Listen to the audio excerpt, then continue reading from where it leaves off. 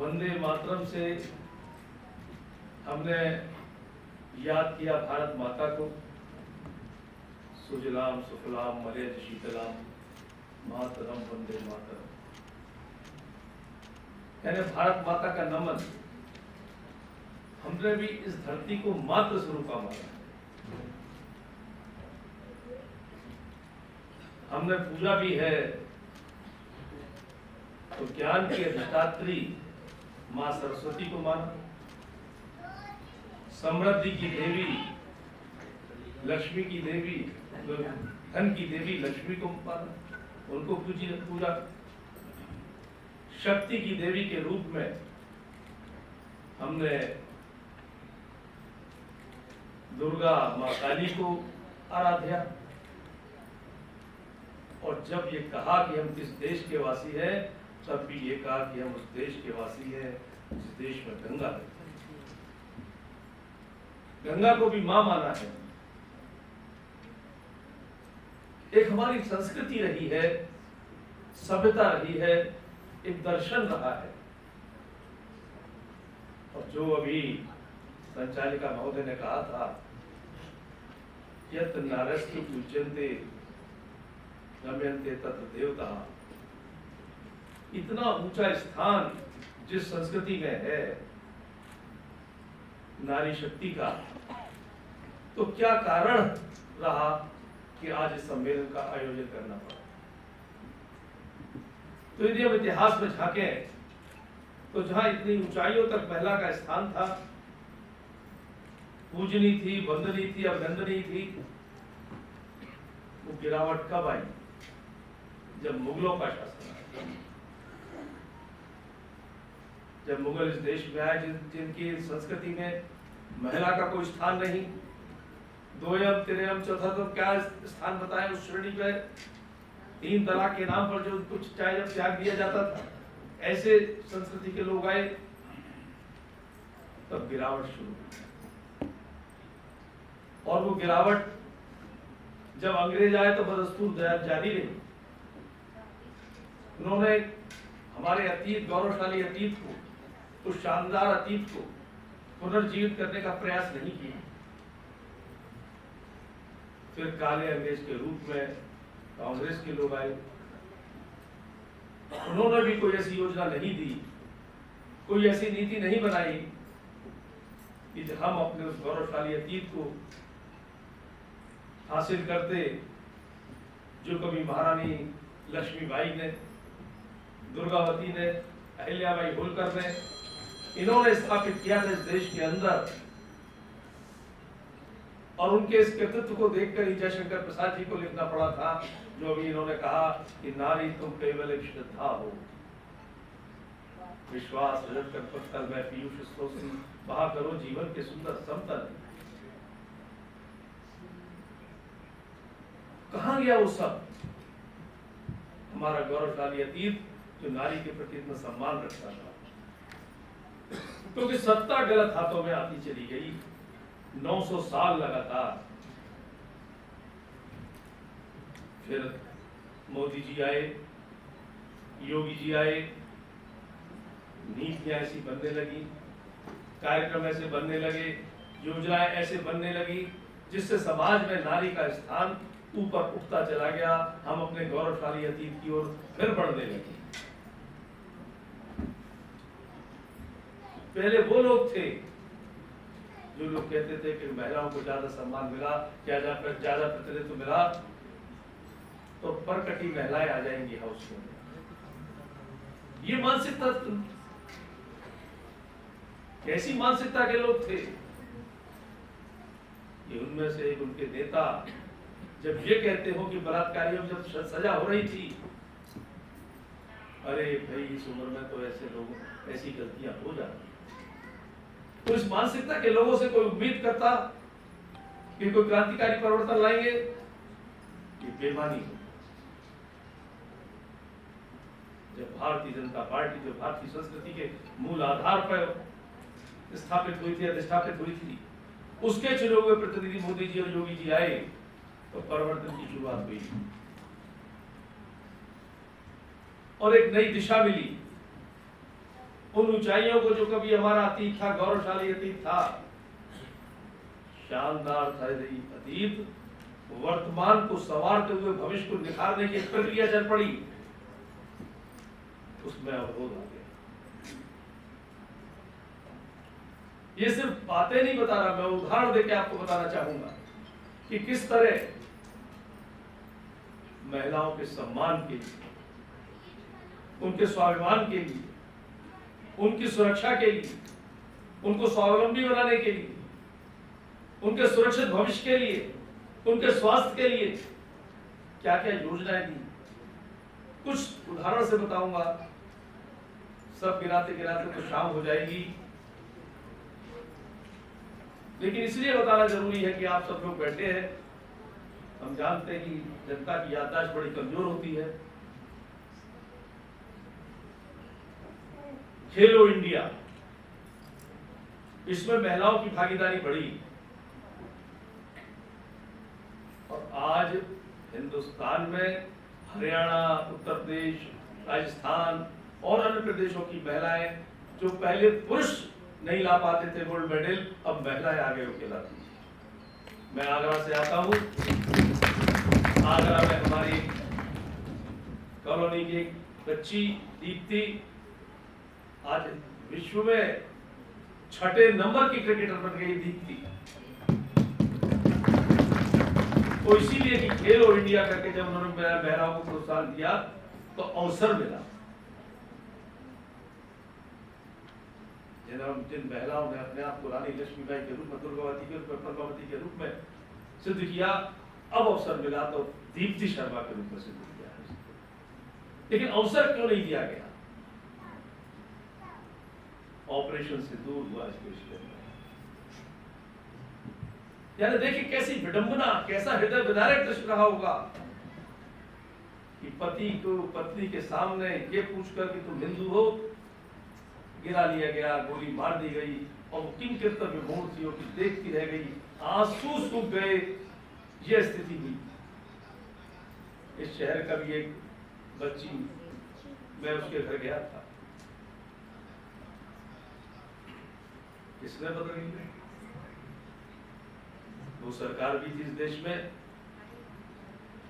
जब 7-8 हिंदुस्तानियों के सर काट के भेज दिए गए थे पाकिस्तान की सेना के द्वारा, तो हमारा देश का प्रधानमंत्री मनमोहन सिंह सिर्फ प्रेम पत्र लिखकर कहता था कि बहुत गलत किया है आपकी सेना ने।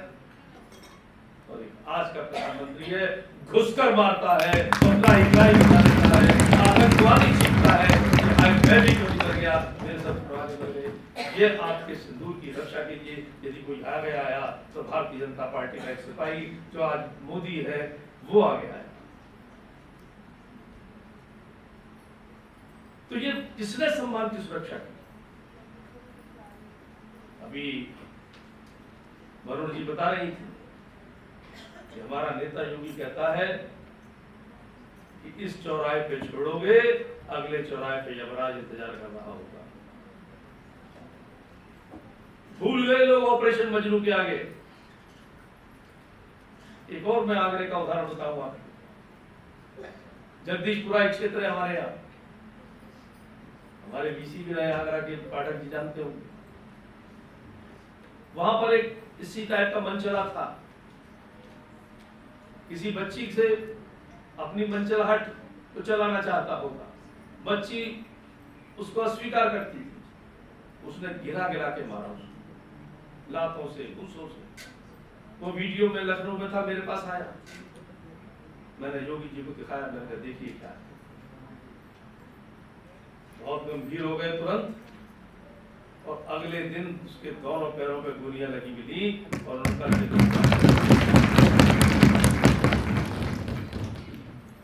तो महिलाओं के सम्मान के लिए ये करते हैं हमारे नेता लोग, हमारी पार्टी के लोग, क्योंकि हम भारतीय संस्कृति के पुजारी हैं और भारतीय संस्कृति में महिला का एक विशेष स्थान है।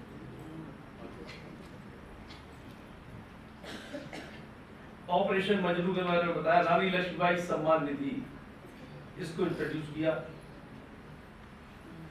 यानी जो महिलाएं जघन्य अपराध की शिकार हो जाती थी, वो अपने हालातों पर मन महसूस के रह जाती थी, आज उनको सुरक्षा भी दी जा रही है और उनकी आर्थिक स्थिति मजबूत करने के लिए एक निधि घोषित की गई है। ये कर रहे हैं हमारे नेता लोग। शौचालय, घर घर शौचालय, जिसे इज्जत घर कहा गया, यानी गांव की जहाँ शौचालय नहीं, उन बस्तियों की महिलाओं को या तो पौ फटने से पहले या सूरज अस्त होने के बाद खेतों में, खलिहानों में, कहीं गलियारों में जाके निवृत्त होते थे। सोचिए कितना कष्टप्रद जीवन होगा, कितना दिन बीतता होगा। हमको महसूस कुछ होता है तो हम तो तुरंत जाते हैं, उनको 12-12 घंटे, 14-14 घंटे इंतजार करना पड़े। किसने सोचा उनके बारे में? जो सिर्फ मोदी और योगी नहीं सोचा, क्योंकि जिस संस्कृति से वो निकले थे, जिस प्रोसेस से वो राजनीति की सेवा करने आए थे, वो प्रोसेस, वो संस्कृति, वो दल नारी की विशेषता को जानता है, हमारी संस्कृति का भाग। उन्होंने घर घर शौचालय दिए, उनके सम्मान को सुरक्षित रखा, ऐसी योजनाएं दी हैं। स्वावलंबी बनाने की योजना, लखपत दीदी, द्रौपदी दीदी का भी जिक्र हुआ, सखी योजना, मिशन शक्ति अभियान, जिसमें ग्रामीण क्षेत्र की महिलाओं को आर्थिक प्रोत्साहन दिया जाता है, निराश्रित महिला पेंशन 12,000 रुपए प्रति माह जो निराश्रित महिलाएं उनको मिलेगा, सीधे उनके खाते में पहुंचता है। एमएसएमई में, मुद्रा लोन में, नवाचार में महिलाओं को प्राथमिकता। राशन का जो वितरण होता है, 70 करोड़ परिवारों को जो राशन का वितरण होता है, महिलाओं को उनके किचन के खर्चे में सरकार सहभागिता करती है, ये दिया है हमारे। तो किचन से लेकर पढ़ाई तक, बेटी पढ़ाओ बेटी बचाओ, पढ़ने के लिए जो योजना बनाई है योगी जी ने, 25,000 रुपए यदि किसी घर के कन्या पैदा होगी, पहले कन्या होती थी, भ्रूण हत्या होती थी, या राजस्थान जैसे जगह तो हमने सुना है कि कन्या पैदा होते ही उसका गला घोट दिया जाता था। लेकिन उनके लिए वो अभिशाप न बने, उत्सव बने, इसलिए 25,000 रुपए 6 किश्तों में, पैदा होने पे इतने, पढ़ने 5th तक इतने, 8th तक इतने, ऐसे ऐसे करके किश्तें, जिससे उसको बेटी बचाओ पहले और बेटी पढ़ाओ, ये योजना है। स्वास्थ्य की चिंता की, आयुष्मान कार्ड, ठीक है, किचन में खाना पकाने का एक साधन हो सकता है भी, वह भी सुविधा उन्हीं के लिए, महिलाओं के लिए, लेकिन वास्तव में इसके पीछे उनके स्वास्थ्य की चिंता थी। जब कोई महिला चूल्हे पे खाना बनाती है, लकड़ी के चूल्हे पे या कंडों पर, तो 100 सिगरेट का धुआं एक दिन में इनहेल कर लेती है। आंखें खराब, फेफड़े खराब। उनको उज्ज्वला योजना के अंतर्गत ये सिलेंडर मिले, चूल्हे मिले, इससे पहले क्यों नहीं चिंता की गई? आयुष्मान कार्ड, इसमें महिलाओं की भी भागीदारी है। सुना होगा आपने किसी बालक को, किसी लड़के को कि डॉक्टर मेरे माँ को बचा दीजिए, चाहे मेरा घर पूरा बच जाए। लेकिन आज 5 लाख तक का इलाज मुफ्त करा सकता है, ये दिया, उसको ये गिड़गिड़ाना नहीं पड़ेगा डॉक्टर के आगे, ये किसने दिया? मोदी ने और योगी। तो स्वास्थ्य दिया, मातृत्व वंदना योजना, सुरक्षित व स्वस्थ गर्भ के लिए तैयार की गई। सामूहिक विवाह सुरक्षित भविष्य के लिए, कि अभिशाप न समझा जाए कन्या को। 1 लाख रुपया परिवार को, गरीब जो लोग हैं, ये सब साधन नियुक्त नहीं है, और 35,000 सीधा बच्ची के खाते में, वधू के खाते में, जो स्वावलंबी बने वो, ये योजना दी गई। यानी एक लंबी बहुत फहरिस्त है इसकी। मैं आप लोगों के सामने इसलिए बताना चाहता हूं, इस देश की आधी आबादी को भी ये मालूम होना चाहिए कि पहले की सरकारें क्या थी और कब से धीरे धीरे अवसान काल होता चला गया और अब कैसे कैसे उत्थान काल आया है। उसी के अंतर्गत उसी सहभागिता को आगे बढ़ाने के लिए आपको राजनीतिक हिस्सेदारी दी जाती है। 50% है, आप 33% हिस्सेदारी मिले। अटल जी ने इस भावनाओं की बीज रखा था, बीजारोपण अटल जी ने किया। ये हाउस के अंदर 33% महिलाओं की भागीदारी होनी चाहिए। देश के कानून बनाने में आधी आबादी वंचित रहे, क्योंकि अब तक का रिकॉर्ड उठा के आप देखेंगे तो मैक्सिमम 14% महिलाओं की हिस्सेदारी लोकसभा में रही। 33% कैसे पहुंचे, इसके लिए अधिनियम बनाओ, इसका बीजारोपण माननीय अटल जी ने किया। पल्लवित उसको बीज को योगी मोदी जी के समय होने जा रहा था, रखा गया था उस बिल को, लेकिन विरोध हुआ। इंडी जैसे कांग्रेस के काले अंग्रेजों ने इसका विरोध किया और विरोध करने के पीछे तर्क देखिए, कुतर्क। आप सब पढ़े लिखे लोग हैं इसलिए मतलब इस हाथ वही अंग्रेज जैसे फूट डालो राज करो की नीति अपनाते थे, वही फूट डालो राज करो विराधियों में डालते हैं जिनका कोई आधार नहीं है। हम अपने कृतित्व और नेतृत्व के नाम पर वोट मांगते हैं, वो अपने अलगाववाद के नाम पर वोट मांगते हैं। जो लोग कभी MY के नाम पर मुस्लिम यादव, कभी तिलक तराजू और तलवार इनमें मारो जूते, इस आधार पर अपनी राजनीतिक जमीन तैयार करते हैं, क्योंकि कृतित्व नहीं है उनके पास। इसलिए तो उन लोगों ने इस योजना को पलीता लगाया,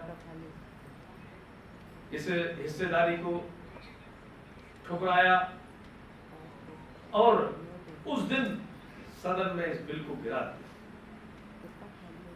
और गिराने के बाद सिर्फ गिराया ही नहीं, मेज थपथपा रहे थे, खुशियां मना रहे थे, आप सबको चुनौती दे रहे थे, देखो हम तुम्हारे हक में टाका भी डालेंगे, जबर मारे और रोवन न दे ये बता देंगे।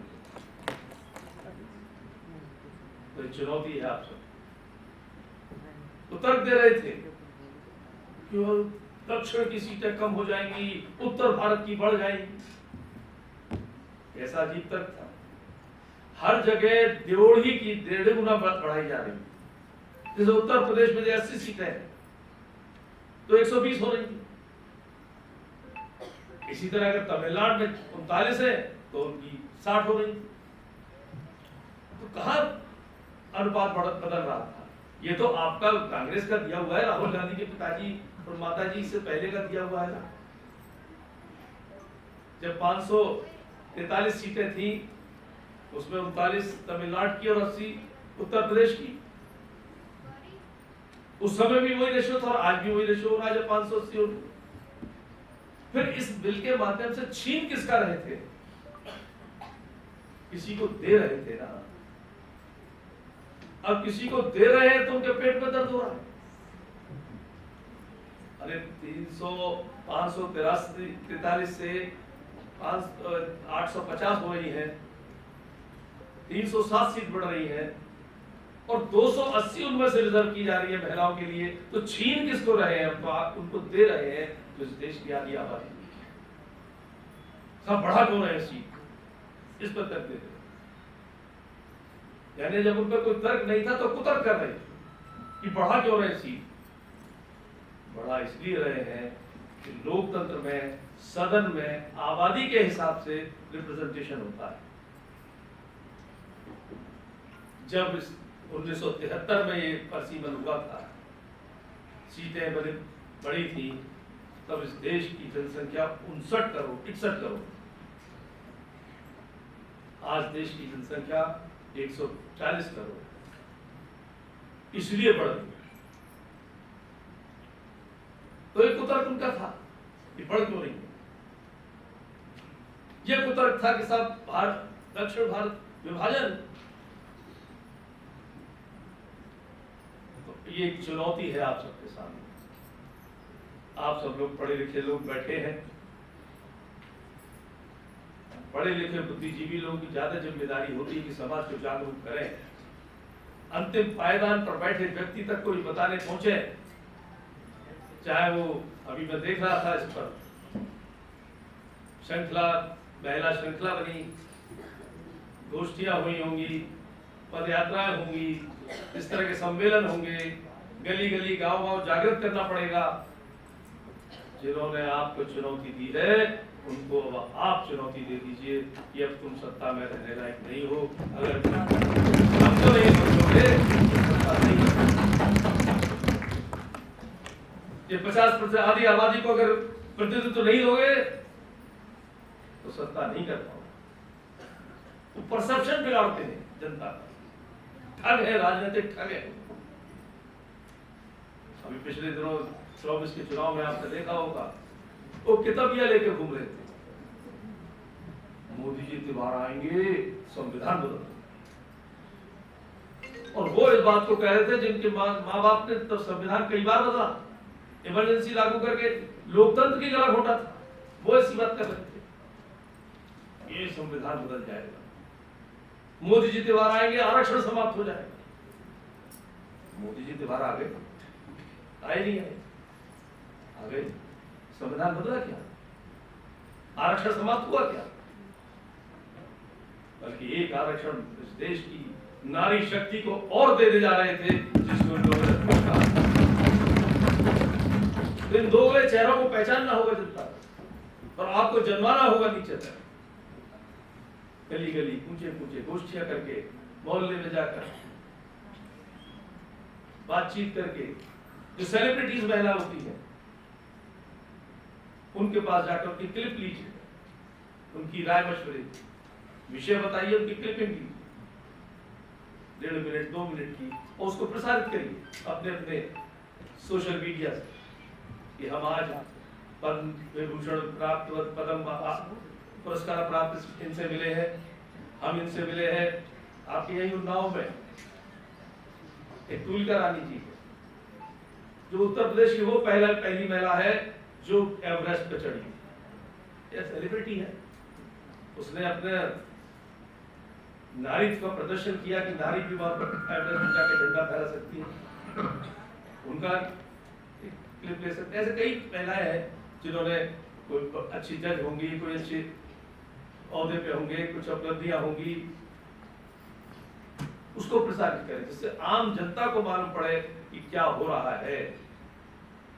इस चुनौती को स्वीकार करना है कि आक्रोश सम्मेलन है ये, और आक्रोश सम्मेलन इसलिए क्योंकि बेईमानी हुई है आप लोगों के साथ, और बेईमानी हुई तो हुई है, उसकी खुशियां मनाई गई है, तालियां पीटी गई है, मेजर दबाई गई, शर्मनाक।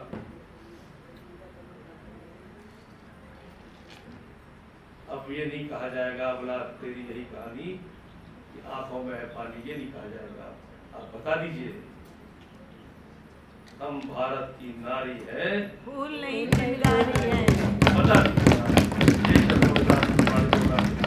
धन्यवाद।